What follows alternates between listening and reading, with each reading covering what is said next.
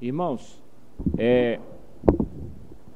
que Deus abençoe, boa noite, os irmãos.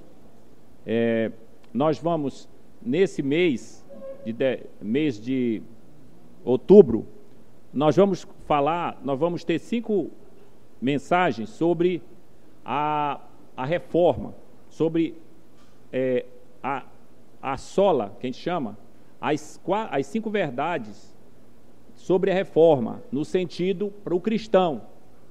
Então, outubro é o mês que se comemora a reforma protestante, que ocorreu lá no ano de 1540 e uma fração. Então, o que acontece? As igrejas evangélicas, a base é essa reforma. Se direcionou o que nós temos que crer na Bíblia.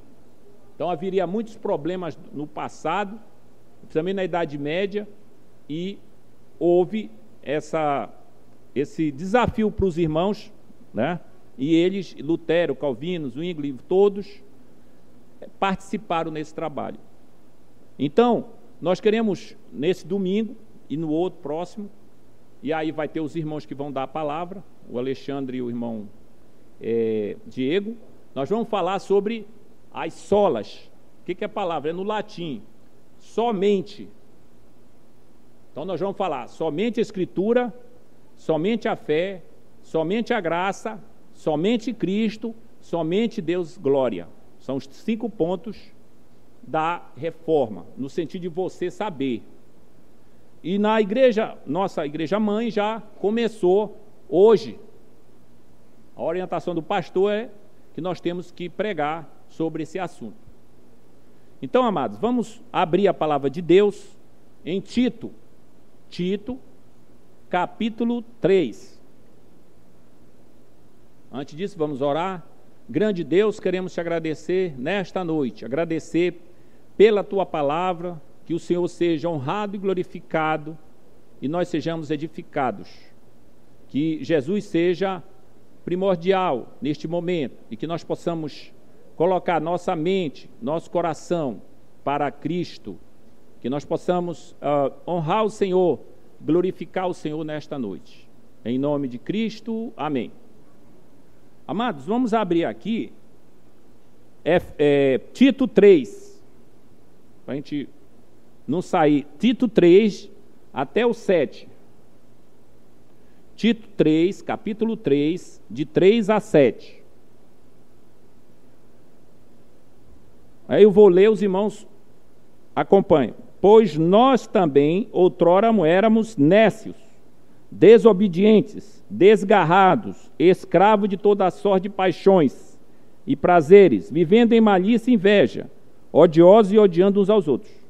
Quando, porém, se manifestou a benignidade de Deus, nosso Salvador, e o seu amor para conosco, não por obras de justiça praticada por nós, mas segundo a sua misericórdia, ele nos salvou mediante o lavar regenerador e renovador do Espírito Santo, que ele derramou sobre nós ricamente, por meio de Jesus Cristo, nosso Salvador, a fim de que, justificados por graça, nos tornemos seus herdeiros, segundo a esperança da vida eterna.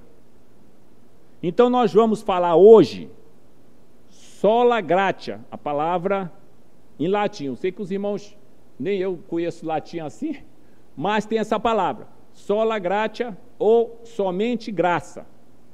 Então o tema hoje, somente graça. Há um teólogo que ele fala o seguinte: quando usamos, abre aspas, quando usamos o termo somente graça, o que queremos dizer? É que a nossa salvação, que nós somos salvos da ira de Deus, somos libertos do inferno, e é por causa de algo bom em Deus e não por causa de algo bom em nós. Estas palavras nos ensinam 2 verdades importantes. Primeiro, graça significa que há algo bom em Deus. Segundo, graça significa que não há nada de bom em nós.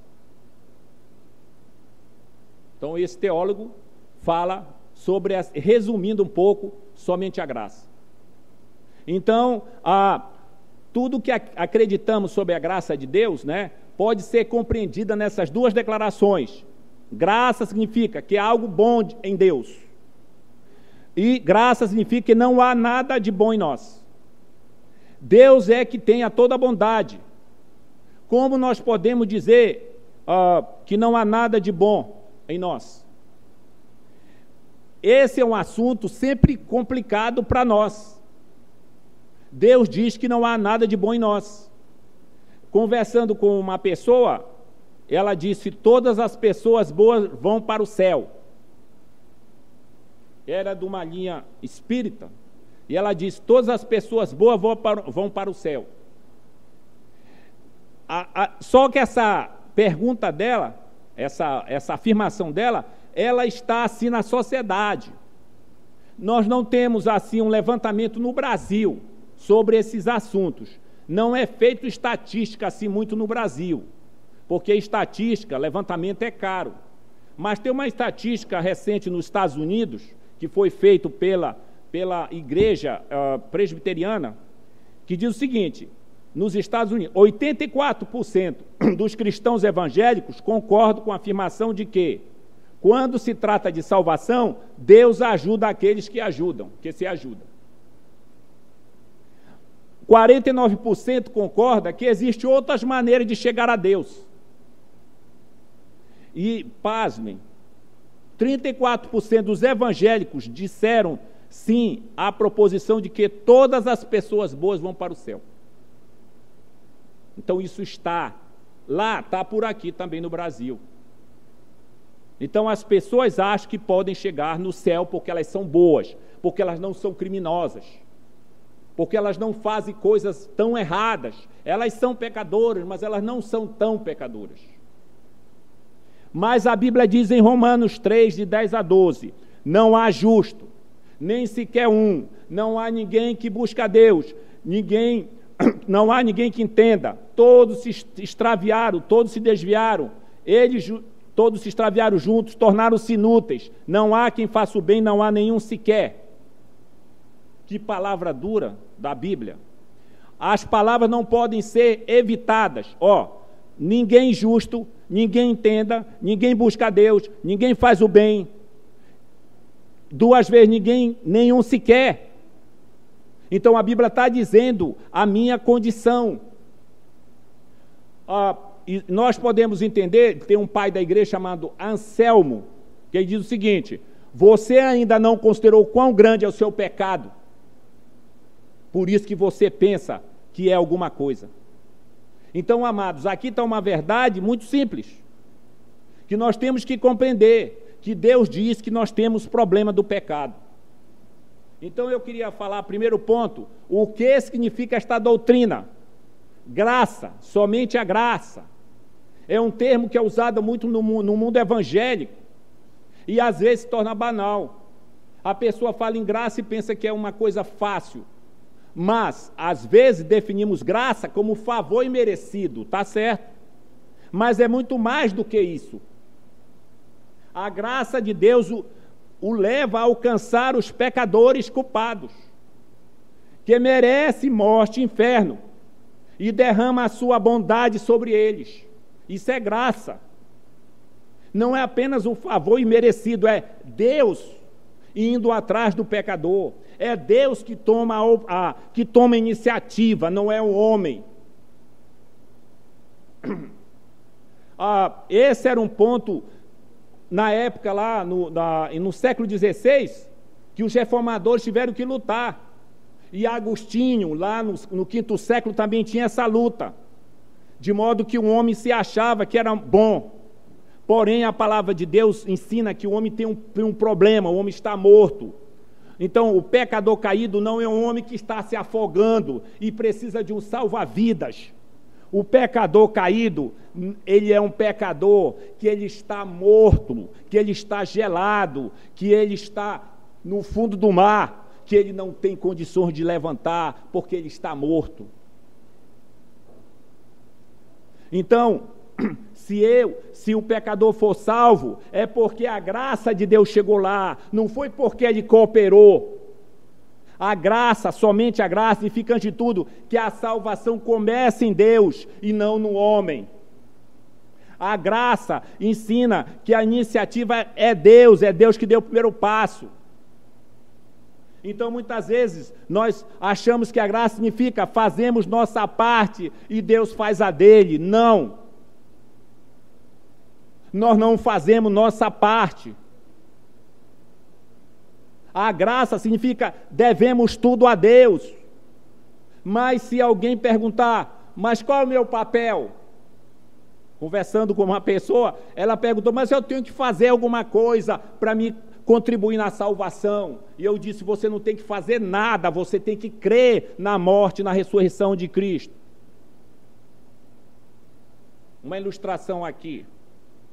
Existe um pregador que ele trabalhou na igreja do Moody, do evangelista Moody, e ele, lá em Chicago, o nome dele é Henry Ingleside, e esse homem era um pregador, e ele deu tempo para um irmão dar um testemunho da sua vida, e ele deu o seu testemunho e engrandeceu a Deus, e mostrou Deus. E aí veio uma pessoa depois e disse, mas você falou muito sobre Deus e sua salvação, por que você não disse nada sobre sua parte? E aquele homem de Deus, aquela pessoa disse, por favor me perdoe, minha parte era fugir de Deus, minha parte era fugir o mais rápido de Deus, a minha parte era correr fora de Deus, mas Deus me alcançou e me pegou, isso é graça. Você e eu não contribuímos em nada para a salvação. Você e eu, sem Cristo, estamos mortos. Nós não podemos fazer nada. Nós não podemos, você quando vai, no momento que uma pessoa falece, quando você vai no velório, aquele morto na pedra não pode fazer nada. Se você cantar as melhores canções, se você fizer as melhores pregações, ele não levanta de lá, porque ele está morto. Da mesma maneira, se você, espiritualmente, você está morto, se Deus não levantar você, se Deus não mostrar graça para você. E qual é a verdadeira condição humana? Tito aí, 3:3. Pois nós também outrora éramos nécios, desobedientes, desgarrados, escravos de toda a sorte de paixões e prazeres, vivendo em malícia e inveja, odiosos e odiando uns aos outros. Quem trabalha em escola vê isso bem claro nos alunos. Vê a rebeldia bem clara. Aí vê uma menina, um menino de 11 anos, com opiniões, e muitas vezes as opiniões saem para o pecado. Aí a pessoa pergunta, a geração está piorando. Não, a geração não está piorando, a geração está morta. A criança está morta. Mostra a sua vida. Então, amados, o pecado atingiu a sua razão, atingiu as suas emoções e atingiu a sua vontade.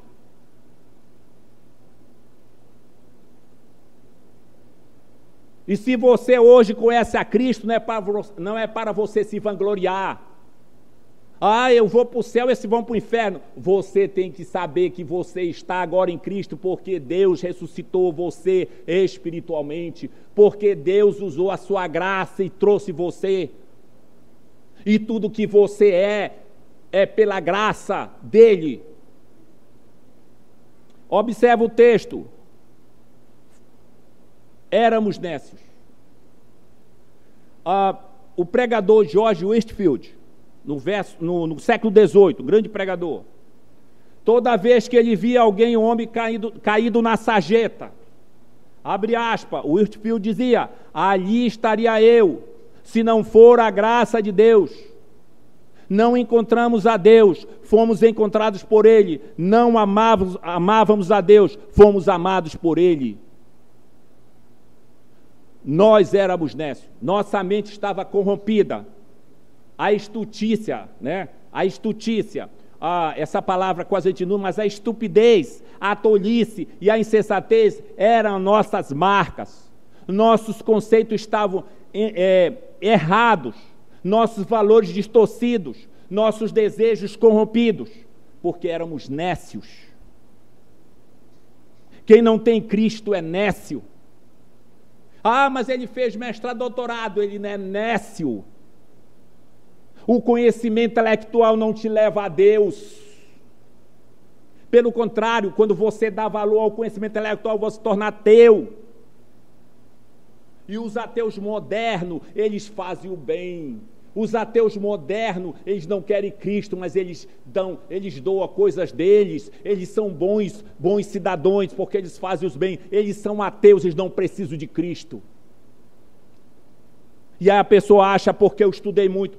Porque você estudou muito, Deus salva tanto o ignorante, no sentido aquele que não tem saberes, como Deus salva o intelectual, mas todos têm que se humilhar ao Senhor e considerar da sua graça. William Hendricks, um teólogo, diz que nécio é um indivíduo que não apenas é ignorante, mas também tem a natureza incapaz de discernir as coisas do Espírito de Deus. É nécio, uma palavra bonita, nécio. A gente não fala isso.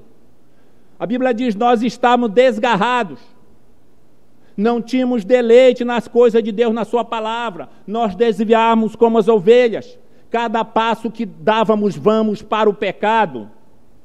Nós éramos escravos de toda a sorte de paixões e prazeres. Estávamos com a coleira no pescoço. Éramos vítimas dos poderes malignos. Vivíamos presos às cordas grossas do pecado. A Bíblia diz, nós andava por todas as sortes de paixões e prazeres. Nesta semana tivemos uma palavra do nosso pastor, que é o líder aqui, pastor Iron, e ele nos falou que ele foi visitar uma pessoa, conhecido da sua família, um homem de alguns anos, 40 e tantos anos, e que ele está morrendo de câncer, e ele vivia apenas nas prostituições e prazeres, e ele era um profissional, mas ele gastava seu dinheiro nisso, e um câncer pegou nos seus órgãos genitais, e ele perdeu tudo, e agora o câncer se filtrou no seu corpo, e ele chamou o pastor, eu estou morrendo. Tem uns que recebem o juízo temporal, tem outros que não recebem o juízo temporal, mas vão receber o juízo eterno. Então, amados, nós andávamos nos prazeres, nós vivíamos em malícia e inveja. É isso que tem a nossa sociedade. É onde você trabalha, é onde você estuda, malícia e inveja. É isso que fomenta as pessoas. Agora você tem as redes sociais, malícia e inveja, você tem ali os instrumentos, as ferramentas que o homem desenvolveu na tecnologia são contaminadas pelo pecado, porque o homem está morto e ele mata o que ele desenvolveu.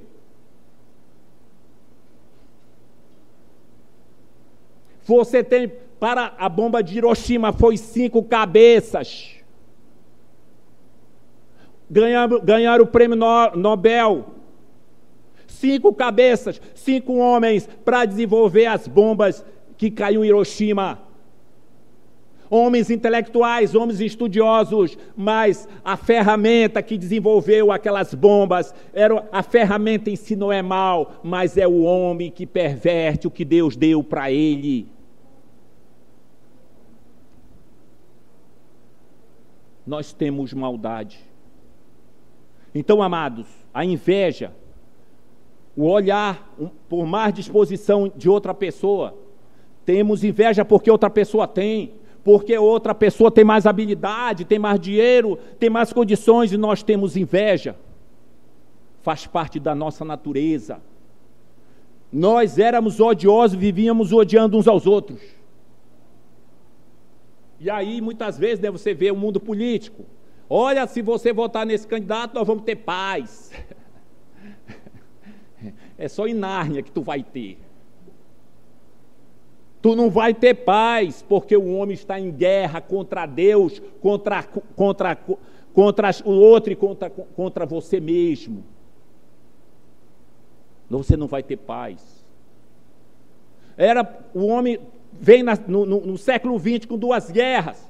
Aí vem as 2 guerras, arrasa. E aí nós vamos, não, agora acabou a guerra, agora vai ser um mundo melhor. Tá aí, mano. Tem quantas guerras? Tem quantas malícias? Por quê? Por causa do pecado. Então, amados, antes de sermos salvos, éramos mortos. Só Deus pode nos dar vida. Antes de sermos salvos, éramos cegos. Só Deus pode tirar a nossa cegueira.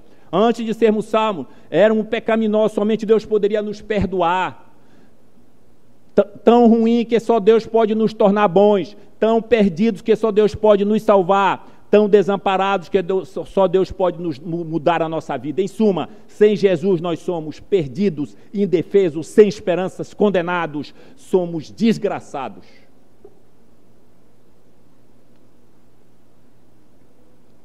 Se Deus não fizer algo, o homem não vai. Às vezes a gente diz, né, assim, não, mas vamos orar para Deus converter. Tudo bem, vai orar, mas quem converte é Deus. Quantos estão na igreja, passam anos na igreja e vão acordar no inferno? Então Deus tem que salvar o pecador, ele está morto. Terceiro, o que a Bíblia diz sobre a graça? A Bíblia ensina sobre isso, que Deus é gracioso. A graça nunca começa com o homem, sempre começa com Deus. A graça, ela vem de quem Ele é e nos coloca diante dEle. Por isso a graça deve ser gratuita. Se a graça é gratuita, não é de graça, é gratuita, não é graça. Se a graça não é gratuita, não é graça. Se você tem que pagar por alguma coisa na fé, isso não é graça para a salvação. A Bíblia diz, a graça é gratuita, não custa nada e, portanto, é um dom de Deus, custou a vida de Cristo. A graça é a razão pela qual Deus enviou ao mundo seu Filho, porque Deus amou o mundo de tal maneira que deu seu Filho. É a graça que trouxe Jesus. Nunca cometa o erro, meu irmão, aqui, de pensar que Deus tinha alguma maneira de agradar você. Eu vou enviar Jesus para agradar os homens. Não. A única obrigação que Deus tem para agir de acordo com a sua própria natureza, Ele enviou seu Filho porque Ele quis, para usar da sua graça. Aqui em 3:4, a origem da salvação, essa graça vai levar à salvação. Observe aí. Quando, porém, se manifestou a benignidade, a bondade de Deus, nosso Salvador e o seu amor para com todos. Então a iniciativa da salvação foi de Deus. A salvação é obra de Deus. Começou com Ele e completa com Ele. A origem da salvação está no coração de Deus, porque Deus é amoroso e Ele quis salvar. Então, nesse texto, aqui de 5-7, nós temos 4 palavras: benignidade, amor, misericórdia e graça. Isso mostra a graça de Deus completa, a graça de Deus que transforma o homem de um pecador, de um homem que não tem condições, em um homem diante de Deus, santo. Então é importante ressaltar que não foi o sacrifício de Cristo que despertou o coração de Deus para nos amar, mas foi o amor de Deus que levou Jesus à cruz. A cruz de Cristo não é a causa do amor de Deus, mas o seu resultado. A base da salvação, 3:7, a fim de que, justificados por graça, a salvação não é resultado das nossas obras, mas das obras de Deus em Cristo. Não é algum sacrifício meritório, mas Deus em Cristo morreu na cruz por nós. Isso é graça. A base da nossa salvação é a morte expiatória de Cristo. Ele morreu a nossa morte por sacrifício vicário. Deus nos declara justo, a base da nossa justificação. Então, amados, John Stott, que é um teólogo, ele diz o seguinte: quando diz que a base da nossa salvação não são as nossas obras de justiça, mas a obra de misericórdia na cruz. O meio da nossa salvação, não por obra de justiça praticadas por nós, mas segundo a sua misericórdia, Ele nos salvou mediante o lavar regenerador e renovador do Espírito. Pela justificação, Deus nos declara justos por causa de Cristo. Pela regeneração, Deus nos transforma em justos. Então a obra de Deus é transformar o pecador que está morto no seu pecado em um santo. Mas para isso Jesus levou o sacrifício, Jesus levou a condenação. E Deus usou de graça para com você. Então todos aqueles que vão comparecer perante o tribunal de Cristo têm que estar justificados pela graça. Ninguém pode comparecer sem a graça do Senhor, sem a justiça do Senhor na nossa vida, porque seremos fulminados. Então, amados, a regeneração é uma obra inteiramente de Deus. A justificação é uma obra inteiramente de Deus. Mas a renovação, mais a santificação é uma obra que é do homem de Deus. Então, no dia a dia, você vai ter que fugir do mal. Você vai ter que ler a sua palavra, você vai ter que ter comunhão na igreja, você tem que cuidar das suas palavras que você fala, você está participando nessa santificação. Então os dois participam, Deus e o homem, quando é regenerado. Mas a obra de graça alcança aquele que está morto, justifica ele, coloca a justiça de Cristo nele e leva ele para viver uma vida com o Senhor. O propósito da nossa salvação em 3,7, a fim de que nos tornemos seu herdeiro segundo a esperança da vida eterna. Deus nos salvou no pecado, mas não no pecado, mas do pecado. Deus nos salva do pecado. Dia a dia Ele vai transformar a sua vida por causa da graça. Então o propósito da nossa salvação é que Deus seja glorificado por meio da sua filiação com Cristo. Então estávamos mortos no nosso pecado, estávamos escravos das nossas paixões, estávamos vivendo contra o Senhor, mas Deus usou a sua graça para trazer você para Ele. Que diferença faz a sola gratia, somente graça? Primeira coisa, que diferença faz? Ela destrói a autoconfiança humana. A graça destrói essa autoconfiança que nós temos. Muitas vezes nós somos ensinados nas igrejas, em livros, que nós temos que cuidar da nossa autoestima, que nós temos que cuidar da nossa autoconfiança, mas a Bíblia diz que nós temos que cuidar da estima de Deus e da confiança em Deus. É isso que vai transformar o irmão. Então a graça quebra, destrói essa autoconfiança que nós temos em nós, que nós podemos fazer as coisas todas, que nós podemos melhorar de vida. Não, você não pode melhorar de vida se você não depender da graça do Senhor. Fora de Jesus não há esperança e, portanto, não há base para a nossa autoconfiança duradoura. Nós só temos essa confiança se estivermos em Cristo.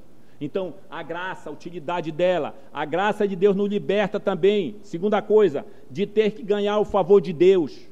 Deus é gracioso, nós não temos que ganhar o favor dele, nós não temos nada para dar a Deus, nós não temos nada, nós somos pecadores, mas a graça significa que Deus nos ama eternamente e derrama a sua bondade sobre nós. A graça nos liberta de ter que ganhar o favor de Deus. A graça nos capacita a servir a Deus sem medo. Muitas vezes nós perguntamos se estamos orando o suficiente, se estamos falando de Cristo o suficiente, se estamos lendo a Bíblia o suficiente, se estamos contribuindo o suficiente. A resposta é claro, não. Não estamos fazendo o suficiente e é por isso que, se colocar em padrão de desempenho, nunca poderemos ser felizes, porque precisamos da graça do Senhor. Se você puder fazer todas as coisas, vai chegar um tempo, você é um servo inútil, você só fez o que foi mandado. Então nós precisamos da graça do Senhor. Quarto, a graça alivia a pressão em nosso testemunho. Como assim? Uma ilustração para o irmão.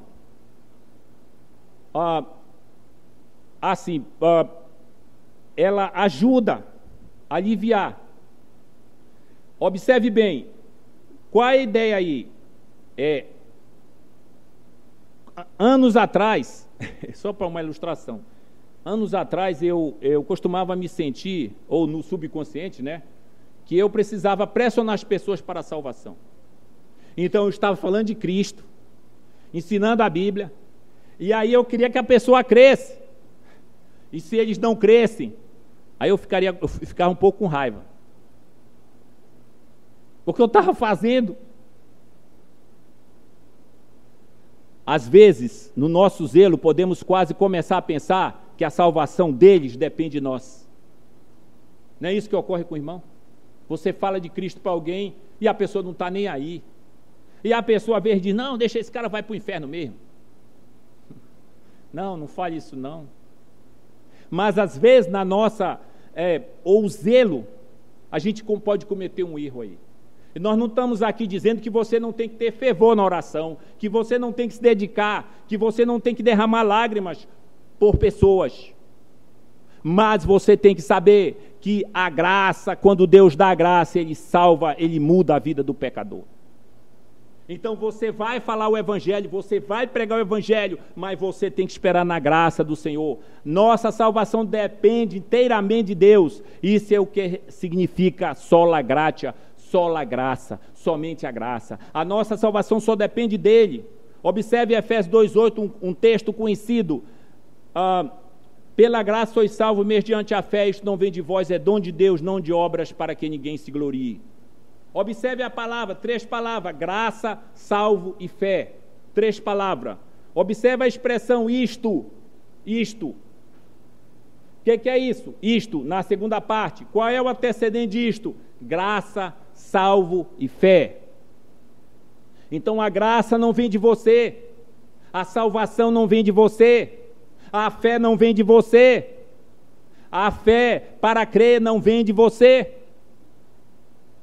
O que você tem para agradar a Deus? Nada. Martim Lutero, reformador, colocou isso de forma colorida, vamos dizer assim. Deus cria a fé no coração humano, da mesma forma que Ele criou o mundo. Ele não encontrou nada e criou algo. Você, morto em pecado, você não tem fé. E Deus cria a fé no teu coração através do Espírito Santo. Deus levanta você e lhe dá uma vida para que você diga sim para Ele. Então, amados, nada na minha mão eu trago. É por isso que é preciso dar somente a graça. Chegamos a Deus somente de mãos vazias. Considere essas 2 declarações aqui. Deus salva as pessoas que desistem de tentar salvar a si mesmas. Deus salva os ímpios enquanto ainda são ímpios. Deus não quer pessoas boas no céu. Ele quer pessoas más no céu, para que, salvando pessoas más, possam demonstrar a grandeza da sua graça. Jesus não veio buscar os sãos, os perfeitos, os bonzinhos. Jesus veio buscar o pecador. Os sãos não precisam de médicos, sim os doentes. O céu está cheio, vai estar cheio de pessoas más, lavadas pelo sangue de Cristo. E os bonzinhos, os que confiavam em si, estarão no lago de fogo. E você diz, então Deus pode me limpar, e então eu serei salvo. Deus não diz isso. Eu vou limpar. Deus pode dizer, você pode pensar, então Deus vai dizer, vou limpar seu ato e depois vou salvá-lo. Não. A graça, eu vou te salvar enquanto você está sujo, e então eu vou te ajudar a limpar com o Espírito Santo. Deus diz, enquanto você ainda está sujo, eu lhe darei justiça de Cristo. Deus salva os ímpios enquanto eles são ímpios. Esse é o milagre da justificação. Então, amados, o que você pensa da graça? Você não tem nada. Você não pode confiar nas tuas orações, nas tuas leituras bíblicas, nada disso. Você tem que fazer isso por amor ao Senhor, porque Deus quer um cristão com objetivo na palavra dele, mas você é salvo pela graça. Deus não precisa de você nem de mim.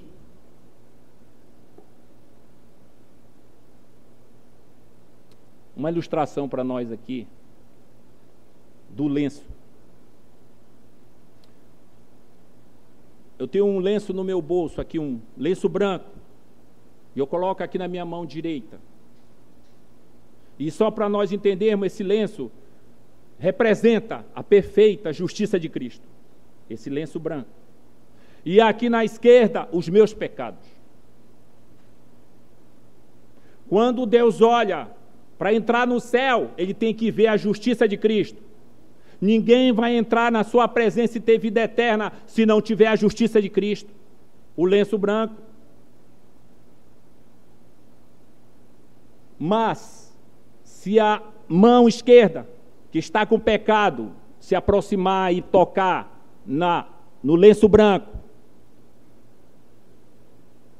Deus vai olhar a justiça de Cristo no lenço branco, que é Cristo. Não vai olhar teu pecado. Deus, Jesus é o filtro contra a tua condenação, a tua miséria, a minha miséria, é o filtro. Mas se a gente começar a esfregar as duas mãos, a fricção, o que é isso? É o trabalho de Deus transformando você através da santificação, através do Espírito Santo. Mas você só vai entrar na presença de Deus, na salvação, se você tiver com o lenço, com Cristo, como o sangue verdadeiro cobrindo os seus pecados. Então, amados, a graça faz tudo isso. Essa ideia aqui ilustra a salvação. Deus, com a justiça de Cristo, cobre você, os seus pecados, que fazem separação entre você e Deus. Com a justiça de Cristo, Ele traz você para perto dEle. Então, toda a vida cristã está ligada a isso. Em a graça que vem com a justiça de Cristo e cobre o meu pecado. Então, você tem que confessar o pecado para Deus, não porque você vai ser mais salvo, mas você vai confessar o pecado para Deus, porque a graça, através do sangue de Cristo, pagou esse pecado. Então, amados, as palavras sola gratia significa que os seres humanos não têm direito a Deus. Ou seja, Deus não deve nada a nós, exceto apenas a punição dos nossos pecados e muitos pecados que temos. Ao insistir na graça somente, os reformadores estavam negando que os métodos, as técnicas que a igreja inventava para cobrir a fé, para cobrir o pecado, para dar fé, não tem valor. É somente a graça de Deus que pode transformar a nossa vida em um morto e um vivo para a glória do Senhor. Aplicação, amado, duas declarações finais para nós encerrarmos aqui. Quando se trata de salvação, fé e obras são mutuamente excludentes. O que é isso? Se você quer ser salvo pelas obras, então faça isso. Se o irmão quer ser salvo pelas obras, venha à escola dominical, seja batizado, dê dinheiro para a igreja, viva uma regra boa de ouro assim da vida moral. Seja um cidadão, doe aos pobres, siga os 10 mandamentos, faça o melhor todos os dias. Se essa sua decisão for, então você tem que viver com as suas consequências. Mas se você quer ser salvo pela fé, então apegue-se a Jesus e somente a Ele, creia nele como Salvador e Senhor. Quem crê em mim será salvo, quem crê em mim tem a vida eterna. Você pode ter fé ou pode ter obras, mas você não pode ter as duas coisas para a salvação. Você só pode ter uma. Quando se trata da salvação, a fé exclui as obras. E as obras excluem a fé. Então Deus salvará qualquer um que crê em Jesus como Senhor e Salvador. Coloque sua confiança nele. Você tem que acreditar se você quer ser salvo. Ele é o único Salvador, Ele é o único que pode levar você para o céu, Ele é o único que morreu na cruz por você, Ele ressuscitou dos mortos ao terceiro dia, Ele está pronto para perdoar seus pecados, Ele é que dá a vida e a justiça de Deus para você. Deus disse todas essas coisas sobre seu filho que Ele fez. Você já disse isso? Você disse sim para o Senhor? Você já crê nas coisas verdadeiras que Deus tem dito sobre Cristo? Você descobrirá que era tão bom quanto a sua palavra, a graça. Então não há nada bom em você, mas há algo bom em Deus. E essa é a nossa esperança no céu, somente pela graça. Amém.